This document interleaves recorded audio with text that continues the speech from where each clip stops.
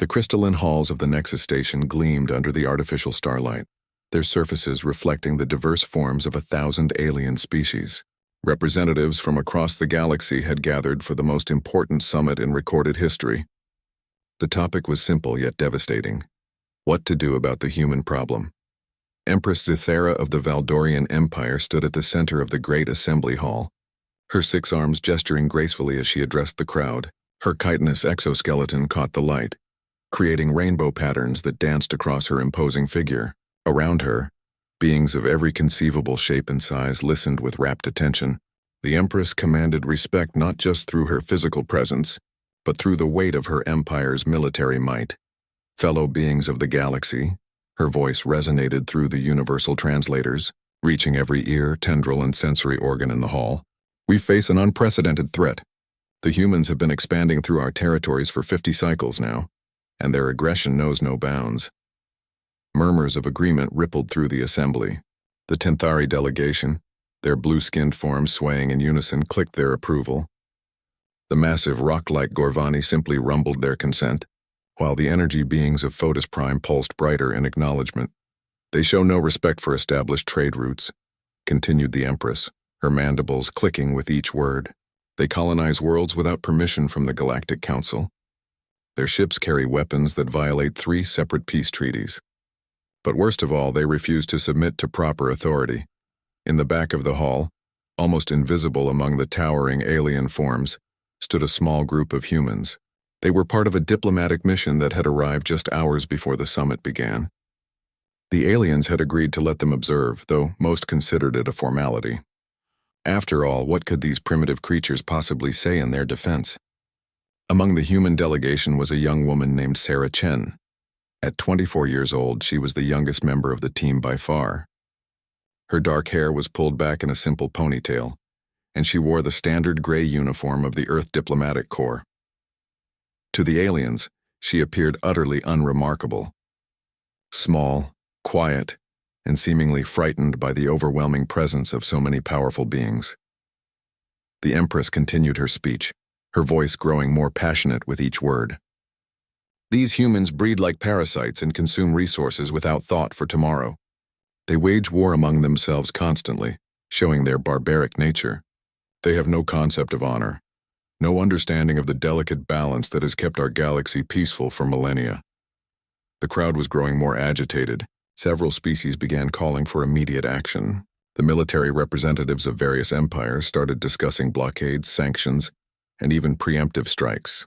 The mood in the hall was turning dangerously dark. I propose, the Empress said, raising all 6 arms for silence, that we give these humans one final chance to prove they deserve a place in our civilized galaxy. Let them send forth their greatest speaker, their most eloquent representative. If they can convince this assembly that humanity deserves to continue existing among the stars, then perhaps we might consider a probationary period. The alien crowd erupted in laughter. The idea that humans could possess anything resembling eloquence or wisdom seemed absurd to them. These were the same creatures who still fought with chemical explosives and couldn't even agree on a single planetary government. Ambassador Harrison, the head of the human delegation, stepped forward nervously. He was a distinguished man in his 60s with gray hair and the bearing of someone who had spent decades in diplomatic service. But even he seemed overwhelmed by the magnitude of what they faced. Your Imperial Majesty, he began, his voice barely audible over the continuing chuckles from the assembly. We are honored by this opportunity. However, I must point out that we came here prepared for negotiation, not for a trial of our entire species. The Empress leaned forward, her compound eyes focusing on the small human with what might have been amusement. Then perhaps you should have prepared better, little creature. You have one chance. Choose your speaker wisely. Ambassador Harrison turned to confer with his team. The weight of humanity's future pressed down on them all. They had brought their best negotiators, their most experienced diplomats, their finest legal minds. But looking out at the sea of alien faces, all radiating hostility and contempt, even their most accomplished speakers seemed inadequate. As the human delegation huddled together, whispering urgently among themselves, the aliens in the hall began placing bets on how quickly their chosen speaker would humiliate themselves. The odds were not in humanity's favor. Perhaps the little mammals will simply flee, suggested a Cytherian representative, his snake-like form coiling with mirth. "It would save us all time." "No," said a hegemony admiral, her three heads speaking in unison. "They'll send their eldest male. These primitive species always defer to age and gender hierarchies." The Empress watched the humans with growing impatience. Every moment they took to decide seemed to confirm her beliefs about their inadequacy. A truly advanced species would have a clear chain of command, predetermined protocols for such situations. This desperate scrambling only proved how unprepared they were for galactic politics. Finally, Ambassador Harrison straightened up and approached the center of the hall. The massive assembly fell silent, eager to witness what they expected to be an amusing spectacle. "Your Imperial Majesty," Harrison said, his voice carrying better now in the hushed hall. "Humanity accepts your challenge. We will present our case for continued existence in the galaxy." "Excellent," the Empress replied, her mandibles spreading in what passed for a smile among her people. "And who will speak for your pathetic species?" Harrison took a deep breath. The decision had been difficult, almost impossible. None of their experienced diplomats felt confident they could sway this hostile crowd. But sometimes desperate times called for unexpected choices. "Sarah Chen will represent humanity," he announced. The hall erupted in shocked laughter. Even the Empress seemed taken aback. Of all the humans present, they had chosen the smallest, youngest, and most insignificant-looking member of their group. It seemed like either an elaborate joke or complete capitulation. Sarah stepped forward slowly, her heart pounding so hard she was sure the aliens with enhanced hearing could detect it. She had never asked for this responsibility. She was just a junior analyst, brought along primarily to observe and learn. But when the team had looked around desperately for options, something had made Harrison look at her differently. Maybe it was the way she had remained calm while others panicked. Maybe it was the strange confidence she had shown during their private discussions. Or maybe it was simply that they had run out of conventional options. As Sarah walked toward the center of the hall, the Empress looked down at her with obvious contempt. This tiny creature was supposed to convince the galaxy's most powerful beings that humanity deserved to survive. It was almost insulting, but there was something about the way Sarah moved that gave a few observers pause. Despite her obvious nervousness, there was a steadiness to her step, a straightness to her shoulders that suggested hidden depths. The young woman stopped directly before the Empress's towering form and looked up without flinching. For a moment, the hall was completely silent except for the hum of the station's life support systems. Then Sarah spoke, and everything changed.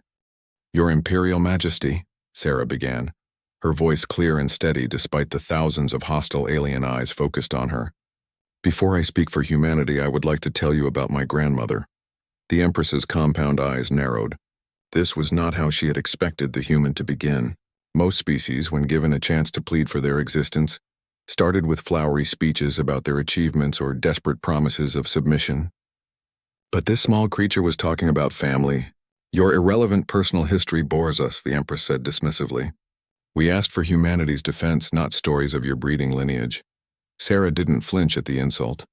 Instead, she nodded respectfully. "I understand your impatience, Your Majesty, but my grandmother's story is humanity's story, and I believe it will help you understand why we are not the threat you believe us to be."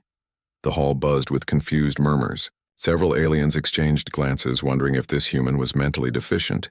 The Empress gestured for silence, curious despite herself to see how badly this would go. "My grandmother lived through what we call the Second World War," Sarah continued. "During this conflict, her village was occupied by enemy soldiers. These soldiers represented a regime that believed certain groups of people were inferior and didn't deserve to exist. They took away her neighbors, her friends, her family members. Many never returned. The Valdorian delegation began to stir restlessly. They didn't see the relevance of primitive human conflicts to galactic politics, but something in Sarah's tone kept them listening. The occupying forces demanded complete submission from her village. They required identification papers, imposed curfews, and executed anyone who showed the slightest resistance. My grandmother was just 16 years old, but she made a choice that would define not just her life, but the lives of countless others." Sarah paused, looking around the hall. She could see the impatience in many faces, but also growing curiosity in others. Some species were beginning to lean forward, intrigued despite themselves. "She chose to resist," Sarah said simply. Not with weapons or violence, but with something far more powerful. She chose to help others survive. She hid refugees in her family's cellar. She shared her food with starving children. She carried messages between resistance groups, risking her life every single day. The Empress shifted impatiently. This tale of your ancestors' primitive tribal conflicts proves nothing except humanity's violent nature. You speak of resistance and warfare as if they are virtues. With respect, Your Majesty, you misunderstand, Sarah replied calmly. My grandmother wasn't fighting for conquest or territory. She was fighting for the fundamental right of people to exist. She was fighting against the idea that any being has the right to determine which species, which groups, which individuals deserve to live or die. A subtle change began to ripple through the hall. Some of the delegates, particularly those from species that had faced their own historical persecutions, began to pay closer attention. The energy beings of Fotis Prime pulsed more slowly, their equivalent of deep thought. When the war ended, Sarah continued, my grandmother didn't seek revenge against her former oppressors. Instead, she spent the rest of her life working to ensure such atrocities could never happen again. She became a teacher, educating young people about the importance of tolerance and understanding between different groups. Pretty words, interrupted Admiral Vexus of the Hegemony, her three heads speaking in rotation. But your species continues to wage war constantly. Your history is written in blood and conquest. Sarah nodded sadly. You're absolutely right, Admiral. Humanity has a violent history. We have made terrible mistakes, committed unspeakable atrocities, and yes, we continue to struggle with conflict even today. But that's exactly why my grandmother's story matters. She turned to address the entire assembly, her voice growing stronger. Every species in this hall has faced the same choice my grandmother faced. You have all encountered moments when you could choose between conquest and cooperation, between domination and understanding, between destroying those who are different and learning from them. The Catherian representative uncoiled slightly, his serpentine form showing interest. You suggest we are comparable to your primitive ancestors? I suggest that every intelligent species faces the same fundamental challenges, Sarah replied. The difference is in how we choose to respond to those challenges. Yes, humans have often chosen poorly, but we have also chosen well, and each generation tries to choose better than the last. The Empress leaned forward, her massive form casting a shadow over Sarah. You admit your species' failures, yet still expect us to welcome you among civilized beings? I expect nothing, Your Majesty, Sarah said quietly. I'm simply asking you to judge us not by our worst moments, but by our capacity to grow beyond them. My grandmother could have become bitter and hateful after everything she experienced. Instead, she chose to dedicate her life to preventing others from suffering as she had. Sarah's voice took on a different quality now, something that made even the most hostile delegates pause. She taught me that the measure of any being is not whether they have never fallen, but whether they choose to rise again. Not whether they have never known darkness, but whether they choose to kindle light for others. The hall had grown remarkably quiet. Even species that typically showed their boredom through various noises and movements had stilled. There was something in this young human's words that resonated beyond mere rhetoric. Humanity asks for nothing more than the chance to prove that we can be worthy neighbors, Sarah continued. We don't ask for special treatment or exemptions from galactic law. We don't ask you to forget our mistakes or overlook our flaws. We simply ask for the opportunity to show that we can learn, grow, and contribute to the greater good of all species. The Empress studied Sarah intently. This was not the desperate pleading she had expected. The human wasn't begging for mercy or making grandiose promises. Instead, she was speaking with a quiet dignity that was somehow more compelling than any dramatic speech. You speak of your grandmother as if she were exceptional, the Empress said finally. But was she not simply one individual among billions? How can the actions of one being represent an entire species? Sarah smiled for the first time since beginning her speech. That's the beautiful thing about my grandmother's story, Your Majesty. She wasn't exceptional at all. She was just an ordinary person who chose to do extraordinary things when circumstances demanded it. And there are millions of stories just like hers throughout human history. She gestured to her fellow humans, standing at the back of the hall. Ambassador Harrison risked his career to speak truth to power when his government was making policies he knew were wrong. Dr. Martinez left a comfortable life to provide medical care to refugees on the frontier worlds. Commander Torres turned down 3 promotions to stay with his crew during the asteroid belt crisis because he knew they needed him. The delegates began to murmur among themselves. Some were clearly still skeptical, but others seemed to be reconsidering their initial judgments.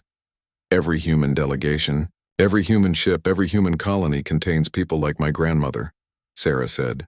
People who, when faced with a choice between right and easy, between justice and profit, between helping others and helping themselves, will choose to do what's right. The Empress remained silent for a long moment, considering these words. Around the hall, the representatives of 100 worlds waited to see how she would respond to this unexpected approach to humanity's defense. Sarah stood quietly, having said her piece. She had chosen to speak from the heart, rather than from prepared diplomatic talking points. Now she could only wait to see if her gamble had paid off. The silence in the great hall stretched on, heavy with anticipation. Then unexpectedly a voice broke the quiet. It came from the Zephyrian section, where beings of crystalline form resonated with harmonic frequencies to communicate. The young human speaks of choice, the Zephyrian delegate chimed, their body creating musical tones. But what of the colonies that refused to evacuate when warned of dangerous stellar phenomena? What of the mining operations that strip worlds bare? These do not seem like the choices of enlightened beings. Sarah turned toward the crystalline speaker, her expression thoughtful rather than defensive. You're absolutely right to point out those incidents. The colony on Kepler 442b refused evacuation because they didn't trust the warnings. 17,000 people died when the solar flare hit.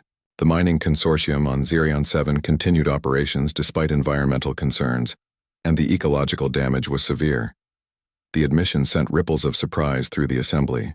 Most species, when confronted with their failures, either denied them or offered elaborate justifications. This human was acknowledging them directly. But let me tell you what happened after those disasters, Sarah continued.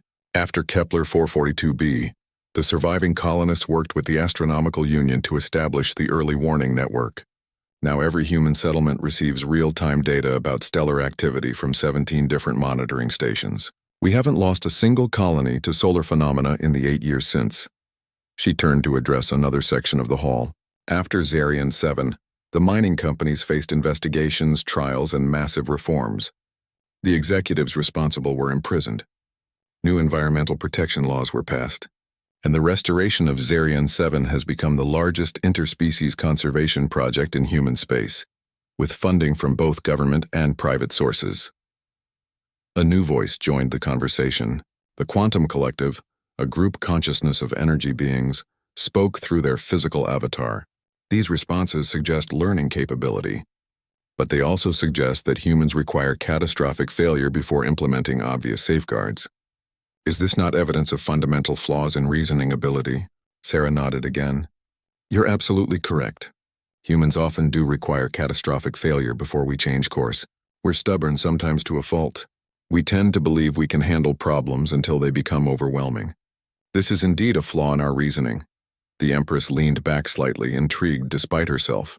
This human continued to surprise her by agreeing with the criticisms rather than fighting them.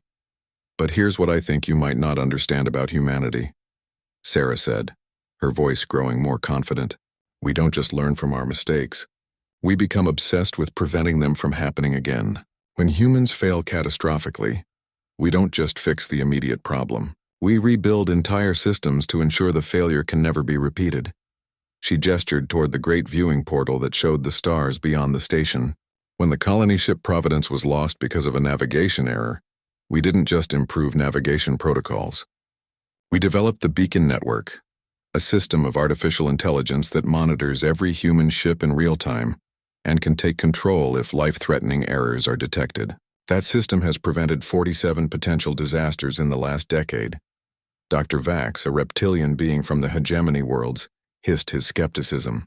Yet your species continues to expand aggressively into territories already claimed by established civilizations.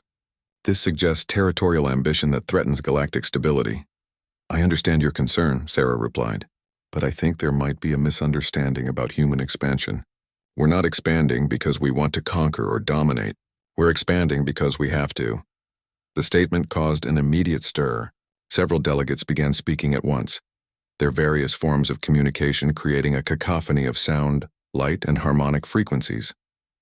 Sarah raised her hand for silence. Please let me explain.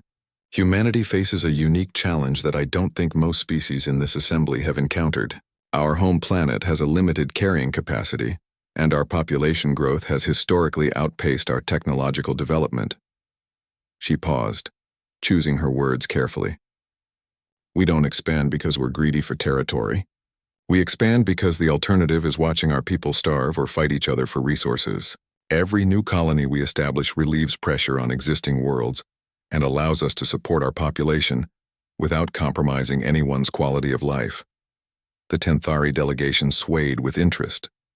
As an aquatic species that had faced similar population pressures in their ocean worlds, they understood resource limitations better than most.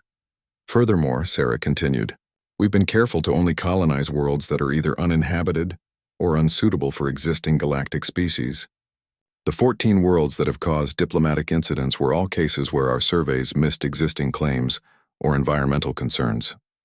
In each case, we've worked to reach accommodations or provide compensation.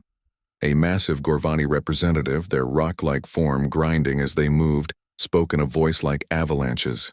Compensation cannot restore an ecosystem. Accommodation cannot resurrect extinct species. Sarah's expression grew somber. You're absolutely right. The ecological damage on Tethys Prime was inexcusable. Our terraforming efforts destroyed 3 endemic species before we realized they existed. No amount of compensation can bring them back, and I won't pretend otherwise. She looked directly at the Gorvani delegate, but the guilt and responsibility we feel over that loss has fundamentally changed how we approach new worlds. Every human colonization effort now includes a 5-year ecological survey period. We've developed non-invasive terraforming techniques that work with existing ecosystems rather than replacing them, and we've established the Tethys Foundation, which supports conservation efforts throughout human space. The Empress had been listening to this exchange with growing fascination. She had expected the human to offer excuses or denials. Instead, Sarah was acknowledging every criticism while demonstrating how humanity had responded to each failure. You present an interesting pattern, the Empress observed. Humans appear to excel at creating solutions after causing problems. But would it not be preferable to avoid causing problems in the first place? Sarah smiled wryly. Absolutely, Your Majesty. It would be much better if we could anticipate problems before they occur, and we're getting better at that. Each new generation of humans benefits from the lessons learned by previous generations. Our children learn about the Kepler disaster in school. Our colonists train extensively on ecological preservation. Our engineers study the Providence incident as part of their certification. She gestured around the hall. But I suspect that every species here has made similar mistakes during their development. The difference might be that many of you made those mistakes thousands of years ago, when there were fewer consequences and fewer observers. Humanity is making our growing pains in full view of a galaxy that already has established standards. The observation sent thoughtful murmurs through the assembly. Several older species began to remember their own early mistakes, their own catastrophic failures, their own long processes of learning and growth.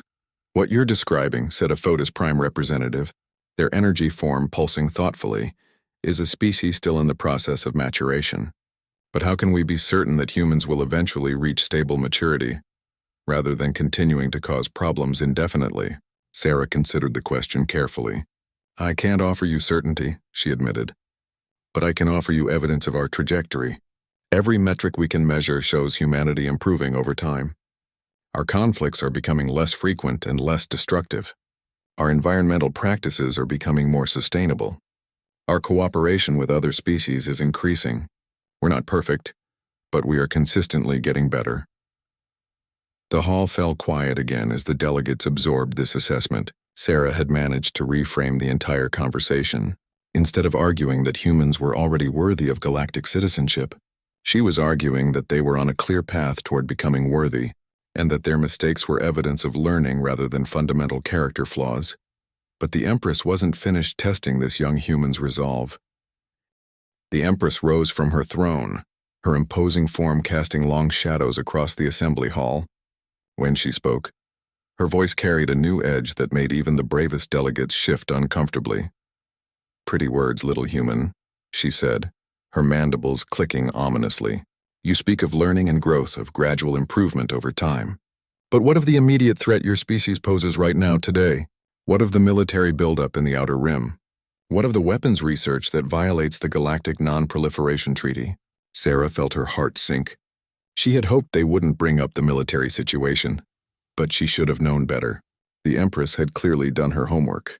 "Your Majesty," Sarah began carefully, "I won't deny that humanity has been expanding its military capabilities, but I believe the context of that expansion has been misunderstood." "Misunderstood?" The Empress's voice rose dangerously. "Your species has tripled its fleet size in the past 10 years. You've established fortified bases in 17 systems. Your ships carry weapons that could devastate entire worlds. How exactly have we misunderstood these facts?" The hall erupted in angry voices. Delegates who had been warming to Sarah's message suddenly remembered why they were here. The evidence of human military expansion was undeniable and threatening. Sarah waited for the noise to die down before responding.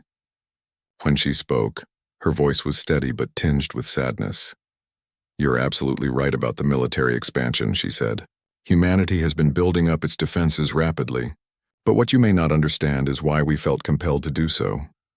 She turned to address the entire assembly. 3 years ago, human merchant vessels began disappearing in the Nebula sector. At first we assumed it was pirates or equipment failures, but then we found the wreckage of the cargo ship Harmony. The entire crew had been killed, and the ship's databank showed evidence of an attack by unknown vessels using advanced weaponry. The Empress's compound eyes narrowed. "Pirates and raiders are a common problem in frontier regions. This hardly justifies a military buildup of such magnitude." "It would have been if that's all it was," Sarah replied. "But the attacks escalated. The passenger liner New Dawn was destroyed with all hands. The research vessel Discovery was found gutted, its crew tortured for information. And then we discovered something that changed everything." She paused, looking around the hall with a grave expression. "The attackers weren't pirates. They were slavers. And they weren't targeting human ships randomly. They were specifically hunting humans for capture and sale." A shocked silence fell over the assembly. Slavery had been outlawed in most galactic civilizations for centuries. The suggestion that it was still being practiced and targeting humans specifically was deeply disturbing. "You have evidence of this?" asked the Zephyrian delegate, their crystalline form resonating with disbelief. Sarah nodded grimly. "We rescued 43 humans from a slaver compound on an asteroid in the Void sector. They had been held for months, forced to work in hazardous mining operations. Many had been subjected to medical experiments. The conditions were unspeakable." She took a breath before continuing. "The rescued slaves told us that humans were particularly valuable because we're relatively new to galactic society. We have no powerful allies to avenge us, no established treaties to protect us, and our physiology makes us suitable for a wide range of forced labor." The implications sent ripples of unease through the assembly. Several species exchanged uncomfortable glances. The idea that humanity might be seen as easy prey because of their newcomer status was troubling to any civilization that valued justice. "The military buildup wasn't preparation for conquest," Sarah explained. "It was preparation for defense. When we realized that our people were being systematically targeted, we had to make a choice. Either build the strength to protect ourselves, or accept that humans would continue to disappear into slavery." Admiral Vexus of the Hegemony leaned forward, all 3 of her heads focusing on Sarah. "Even if we accept your explanation for the fleet expansion, what of the weapons research? The energy weapons your ships carry exceed the power limits established by Galactic Treaty." Sarah nodded again. "You're absolutely right, Admiral. Our weapons do exceed treaty limits, and I won't try to justify that with technicalities or legal arguments. We knowingly violated the treaty." The admission sent shockwaves through the hall. Few species ever openly acknowledge treaty violations, especially not in such a public forum. "But," Sarah continued, "I hope you'll understand our reasoning when I explain what we discovered about our enemies. The slavers weren't using standard galactic technology. Their ships were equipped with adaptive shielding that could counter conventional weapons. Our rescue missions were failing because our legal weapons simply couldn't penetrate their defenses." She looked directly at Admiral Vexus. "We faced a choice. Either develop more powerful weapons to fight the slavers, or watch our people disappear forever into bondage." We chose to violate the treaty rather than abandon our citizens. The Empress studied Sarah intently. And what happened to these slavers? Have they been brought to justice? The military phase of the operation ended 6 months ago, Sarah replied. We located and destroyed 12 slaver bases, rescued over 400 humans and members of other species, and captured most of the organization's leadership. The rescued victims have been returned to their homes, and the slavers are currently facing trial in the neutral zone. A Catherian representative uncoiled with interest. You mentioned victims from other species. Were humans not the only targets? No, Sarah said, her voice heavy with anger. We found Tenthari juveniles being used for deep-water mining operations.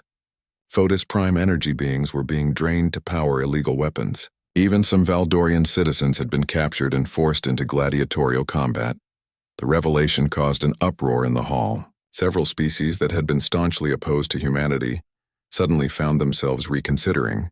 The idea that their own people might have been victims of the same slavers changed the entire context of human military actions. The Empress raised her arms for silence. When the hall quieted, she asked, "Why did humanity not bring this matter to the Galactic Council? Why handle it unilaterally?" Sarah's expression grew bitter. "We tried, Your Majesty. We filed formal complaints with the Council. We submitted evidence of the slavery operations. We requested assistance from Galactic law enforcement. Do you know what response we received?" She didn't wait for an answer. "We were told that the disappearances were likely due to human inexperience with space travel. We were advised to improve our navigation training and equipment maintenance. When we presented evidence of the slaver attacks, we were told that insufficient proof existed to warrant Council intervention." The accusation hung in the air like a toxic cloud. Several Council representatives shifted uncomfortably, unwilling to meet Sarah's gaze. "So we made another choice," Sarah continued. "We decided that if the galactic community wouldn't help us protect our people, we would do it ourselves. Every human ship, every human base, every human weapon that you see as a threat was built for one purpose: to ensure that no human being would ever again disappear into slavery, while the galaxy looked the other way."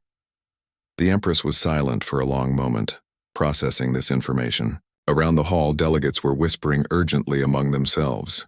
The entire narrative had shifted. What had appeared to be aggressive expansion now looked like desperate self-defense. "And now that the threat has been eliminated?" the Empress asked finally. "What of your military forces? Do you intend to maintain this buildup indefinitely?" Sarah shook her head.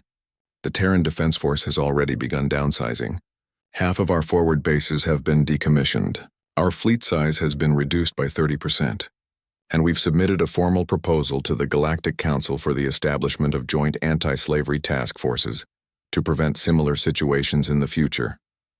She looked around the hall with tired eyes. "We never wanted to be a military power, Your Majesty.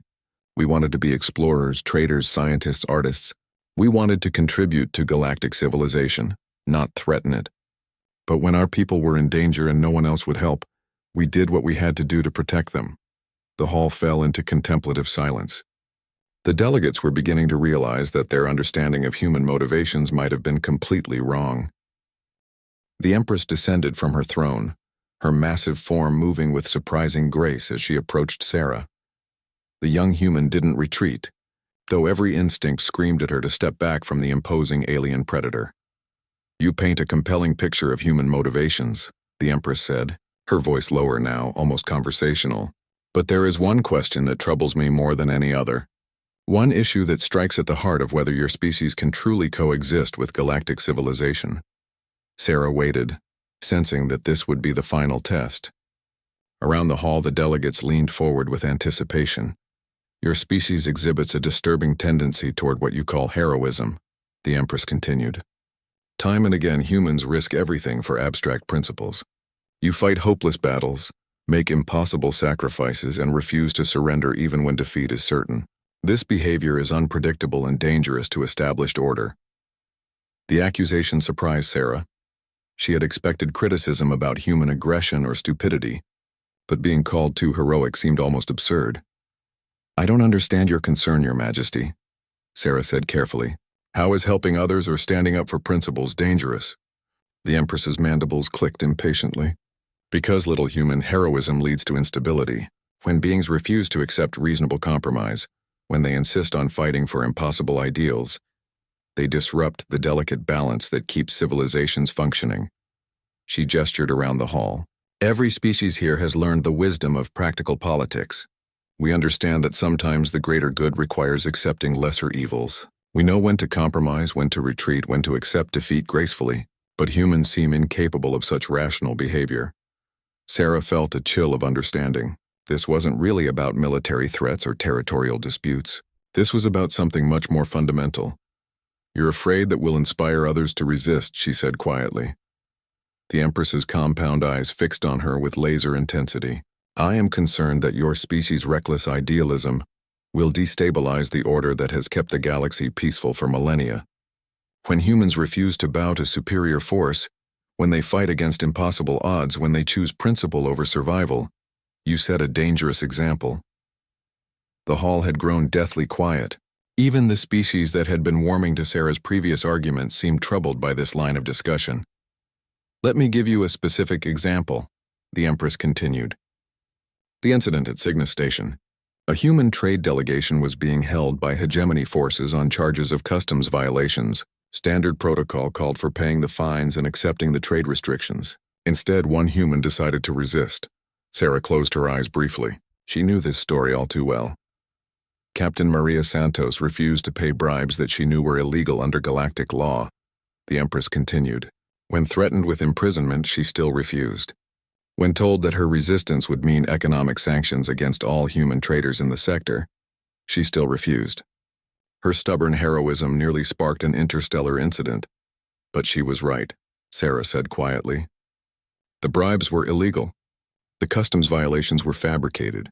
And because she refused to give in, the Galactic Trade Commission investigated and found systematic corruption throughout the hegemony customs service. That is exactly the problem," the Empress snapped, her voice rising again.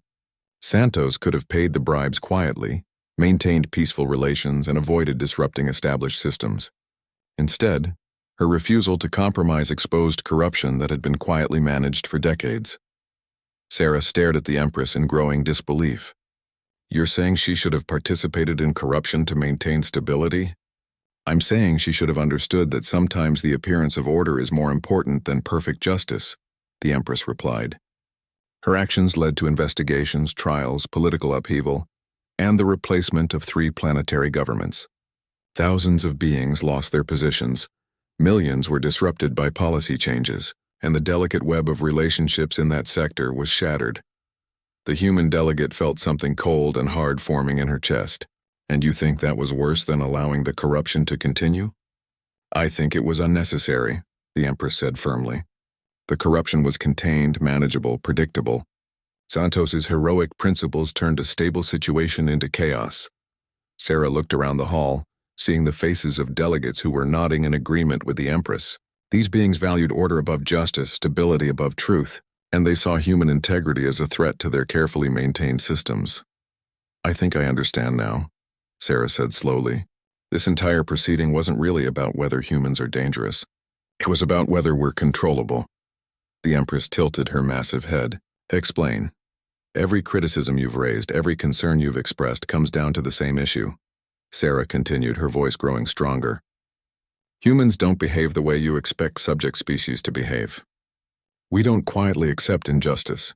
We don't compromise our principles for convenience. We don't submit to authority just because it exists."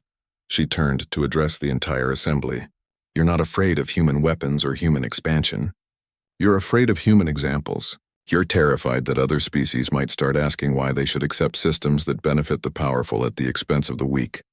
Angry voices erupted throughout the hall. Several delegates were on their feet, gesturing angrily and demanding that Sarah be silenced, but the Empress raised her arms for quiet, her expression unreadable. "Continue," she said simply. Sarah took a deep breath. This was the moment of truth. "My grandmother didn't fight the occupying forces because she thought she could win. She fought them because she knew that some things were more important than survival, freedom, dignity, justice, the right of every being to live without fear." Her voice carried clearly through the hushed hall. "That's what you really can't tolerate about humanity. We believe that these principles are worth fighting for, even when the odds are hopeless, especially when the odds are hopeless. The Empress studied Sarah for a long moment. And if I told you right now that humanity's survival depended on abandoning these principles? If I offered your species a place in the galaxy in exchange for becoming more reasonable? Sarah met the Empress's gaze without flinching. Then I would tell you that a humanity that abandoned its principles wouldn't be worth saving. The words hung in the air like a challenge. Around the hall, delegates watched with fascination and horror as this tiny human defied the most powerful being in the galaxy. Even if it meant the extinction of your entire species? The Empress pressed. Even then, Sarah replied without hesitation, because a species that survives by betraying everything it believes in isn't really surviving at all. It's just existing. The Empress was silent for what felt like an eternity. When she finally spoke, her voice was soft but carried clearly through the hall. You would choose principle over survival, honor over safety, justice over peace. Every time, Sarah confirmed, even knowing that such choices might lead to suffering and chaos. Especially knowing that, Sarah said, because the alternative is accepting that might makes right, that corruption is acceptable if it's convenient, and that justice is less important than order. And once you accept those things, you're not really alive anymore. You're just going through the motions. The Empress straightened to her full imposing height. Around the hall, delegates held their breath, waiting to see how she would respond to such open defiance. But when the Empress spoke again, there was something different in her voice. Something that might have been respect. Tell me about your grandmother's wolf, she said quietly. Sarah blinked in surprise. Throughout the entire proceeding, she had been carefully crafting her arguments around her grandmother's story, but she hadn't mentioned any wolf. The Empress's question caught her completely off guard. I'm sorry, Your Majesty, Sarah said slowly. I don't understand what you mean about a wolf. The Empress's compound eyes seemed to glitter with something that might have been amusement. Of course you don't. Because you haven't told that part of the story yet, have you? The part about what your grandmother whispered to the soldiers when they came to take away the last family she was hiding. A chill ran down Sarah's spine. Her grandmother had shared many stories about the war, but there were some details she had only spoken of once in the final days before her death. Stories that Sarah had never told anyone, not even her closest family members. How do you know about that? Sarah whispered. Because, the Empress said, her voice taking on a strange quality. I was there. The hall erupted in chaos. Delegates leaped to their feet, voices raised in confusion and disbelief. The Empress was barely 300 years old, far too young to have been present during human conflicts that had taken place centuries ago. But Sarah felt the world spinning around her as pieces of the impossible puzzle began to fall into place. The way the Empress had seemed to know things about human behavior that weren't in any official reports, the specific details about incidents that had been classified, the testing that felt less like political maneuvering and more like personal evaluation. You're her, Sarah breathed, her voice barely audible over the chaos in the hall. You're the soldier. The Empress raised all 6 arms, and her powerful voice cut through the noise like a blade. Silence! The hall fell quiet instantly. Every delegate froze in place, sensing that something monumental was happening. The Empress looked down at Sarah with those alien compound eyes, but now there was something achingly familiar in her expression. I was not always Empress of the Valdorian Empire. I was not always even Valdorian. She gestured, and a holographic display materialized in the center of the hall. It showed a humanoid figure in military uniform, but the details were blurred and indistinct. I was a soldier in the occupying army that controlled your grandmother's village. The Empress continued. I was young, following orders, believing that we were bringing order to chaos and civilization to primitives. Sarah's legs almost gave out. The story her grandmother had told her in those final days came flooding back. The young enemy soldier who had come to arrest the hidden family. The confrontation that had changed everything. I came to your grandmother's house because we had received reports of resistance activity, the Empress said, her voice heavy with memory. I expected to find weapons, communication equipment, evidence of military planning. Instead, I found a 16-year-old girl protecting a family with 3 young children. The holographic display shifted, showing the interior of a small house. The details were remarkably accurate, down to the placement of furniture and the patterns on the walls. She could have hidden. Could have let me search the house and find nothing. Could have saved herself and let the family be discovered later. The Empress continued. Instead, she stepped forward and told me exactly where they were hidden. She looked me in the eye and dared me to arrest children for the crime of being afraid. Sarah found her voice again. What did she say to you? The Empress was quiet for a long moment. When she spoke again, her voice was softer than it had been throughout the entire proceeding. She said, I know you're just following orders. I know you probably have a family of your own waiting for you to come home safely. But if you take these children, if you hurt innocent people because someone told you to, then you'll have to live with that choice for the rest of your life. And someday you'll realize that following orders doesn't make the pain go away. The hall was completely silent now. Even the most militant delegates seemed to sense that they were witnessing something unprecedented. Then she said something that I didn't understand at the time. The Empress continued. She said, my people have a saying about wolves. A wolf can run with the pack and be safe, or it can run alone and be true to itself, but it cannot do both. Someday you'll have to choose which kind of wolf you want to be. Sarah's eyes filled with tears. She remembered her grandmother speaking those exact words, though she had never fully understood their significance. I arrested her, the Empress said simply. I followed my orders. I took her to the detention center and I filed my report. But I didn't mention the hidden family. I told my superiors that the house was empty. The holographic display changed again, showing the detention center, then shifting to scenes of a war-torn world. That night, I couldn't sleep. I kept thinking about her words, about the choice between running with the pack and running alone, about what kind of wolf I wanted to be. The Empress moved closer to Sarah, her massive form somehow seeming less threatening than it had before. The next day, I returned to her house. I told the hidden family that they needed to leave immediately, that other soldiers would come. I gave them supplies, directions to safe passage, and money from my own pay. Then I submitted a false report claiming the area had been thoroughly searched and cleared. Sarah wiped tears from her eyes. My grandmother never knew you helped them escape. She always wondered what happened to the Kowalski family. They made it to the neutral zone, the Empress said quietly. All 5 of them survived the war. The children grew up, had families of their own. Their descendants are still alive today. The revelation sent ripples of amazement through the assembly. The delegates were beginning to understand that this entire proceeding had been something far more complex than a simple tribunal. I continued to serve in the occupying army, the Empress continued, but I was a different soldier after that day. I found ways to warn civilians about raids. I lost reports that would have led to arrests. I became very bad at finding hidden resistance members, much to my superior's frustration.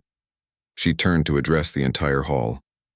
When the war ended, I was discharged for incompetence. I had learned to be the kind of wolf your grandmother spoke of, the kind that runs alone. Sarah stared at the Empress in wonder. But how are you here? How did you become... After the war, I began to study the species I had fought against, the Empress replied. I was fascinated by the humans who had shown me a different way to think about duty and honor. I discovered that the technology existed to transfer consciousness between different biological forms. It was experimental, dangerous, and expensive, but I was determined to understand other species from the inside. The explanation sent shockwaves through the assembly. Consciousness transfer between species was theoretically possible, but almost never attempted. The risks were enormous, and the social implications were staggering. I spent decades living among different species, learning their cultures, understanding their perspectives, the Empress continued. Each time I carried the lesson your grandmother taught me about choosing what kind of being you want to be. She gestured around the hall.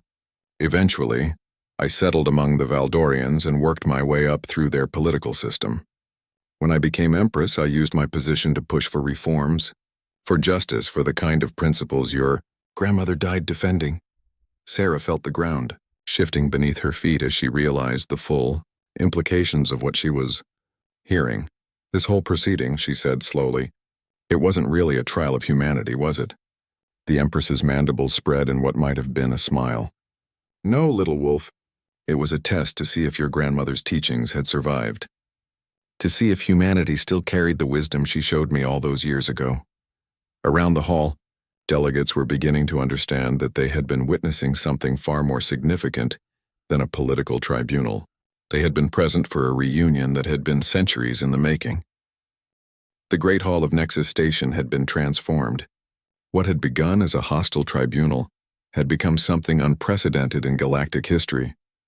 Delegates from across the galaxy sat in stunned silence as they processed the revelation that their Empress had once been an enemy soldier whose life had been changed by a human teenager's courage. Sarah stood in the center of the hall, tears streaming down her face as she looked up at the towering figure of the Empress. "She would have been so proud to know what you became," she whispered.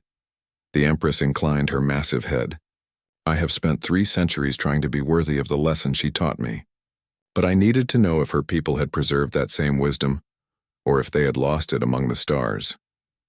She turned to address the assembly, her voice carrying clearly through the hushed hall. "You have witnessed something remarkable today.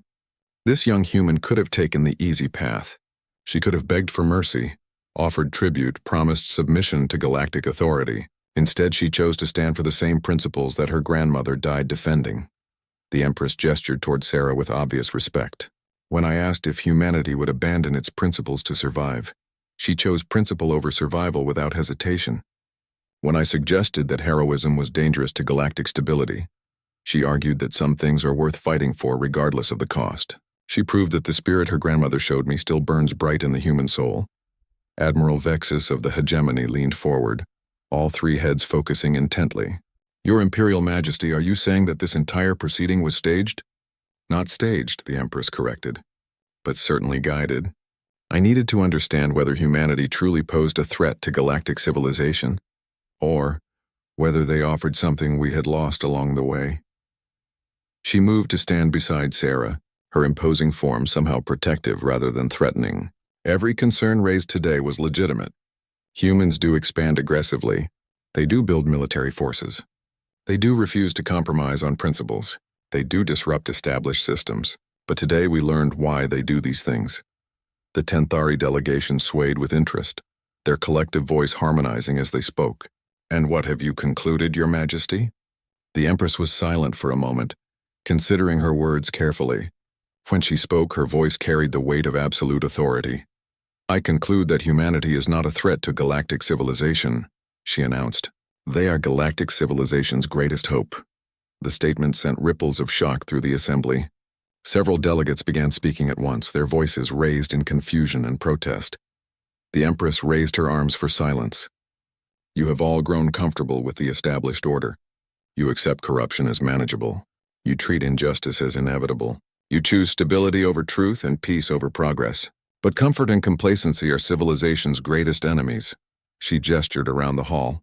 "How many of you knew about the slavery operations that targeted humans and other species? How many chose to ignore the evidence because investigating would be inconvenient? How many decided that the suffering of a few was acceptable if it maintained the status quo?" The accusation hung in the air like a toxic cloud. Several delegates avoided eye contact, their body language revealing their guilt. "Humanity didn't militarize because they wanted to conquer," the Empress continued. "They militarized because no one else would protect the innocent. They didn't violate treaties because they were aggressive. They violated treaties because following them meant abandoning their people to slavery." Dr. Vax of the Hegemony hissed his skepticism. "You suggest that treaty violations are acceptable if the motivation is noble? I suggest that treaties which protect the comfortable while abandoning the vulnerable are not worth preserving," the Empress replied sharply. "When the choice is between following unjust laws and protecting innocent lives, humanity consistently chooses to protect the innocent. That is not a character flaw. That is a moral strength that this galaxy desperately needs." Sarah found her voice again. "Your Majesty, what does this mean for humanity's future in the galaxy?" The Empress turned to her with what might have been a smile. "It means that instead of being expelled from galactic society, humanity is about to become its moral center." She addressed the full assembly. "I hereby propose the establishment of the Galactic Justice Initiative, with Earth as its headquarters and humans as its primary investigators and enforcers. Their mandate will be to root out corruption, protect the vulnerable, and ensure that justice is not sacrificed for convenience." The hall erupted in chaos. Species that had been calling for humanity's expulsion just hours before were now faced with the prospect of human oversight of their activities. The Hegemony delegation was on its feet, protesting loudly. The Catherian representative was coiled in obvious distress, but other voices joined the conversation as well. The Photos Prime energy beings pulsed with approval. The Zephyrian crystals resonated with harmonic agreement. The massive Gorvani delegates rumbled their support. The humans have proven they will stand for justice even when it costs them everything, declared the senior Photos representative. If we want a galaxy where right matters more than might, then we need beings who will fight for right regardless of the consequences. The Tenthari delegation swayed in unison as they added their support. The humans saved our juveniles from slavery when our own government had given up hope. They have earned the right to police those who prey on the innocent. One by one, species that had been victimized by the corruption and indifference of the established order began to voice their support for the proposal. They had seen what human principles could accomplish when backed by determination and courage. The Empress watched the debate with satisfaction. Of course, participation in the Galactic Justice Initiative will be voluntary, she announced. Any species that prefers the old system of managed corruption and convenient blindness is free to opt out. The implication was clear. Species that refused to participate would be publicly identifying themselves as having something to hide. The political pressure to join would be enormous. Sarah looked around the hall in amazement. Somehow, in the space of a few hours, the conversation had shifted from humanity's expulsion to humanity's elevation to a position of moral authority. I have one final question, Sarah said, addressing the Empress directly. Why reveal your past now? You could have pushed through these reforms without anyone knowing about your connection to my grandmother. The Empress considered the question carefully. Because your grandmother taught me that the best way to honor someone's memory is to pass on their lessons to others. Every delegate in this hall has now heard her story. They know that one 16-year-old girl's courage changed the course of an entire war. They know that choosing principle over convenience can transform not just individuals, but entire civilizations. She gestured toward the viewing portal that showed the stars beyond the station. Your grandmother's words about wolves are now part of galactic history. Future generations will learn that sometimes you have to choose between running with the pack and running alone, and hopefully, they'll choose to be the kind of wolves who run toward justice even when the path is dangerous. Sarah wiped away fresh tears. She would have loved knowing that her words would reach the stars.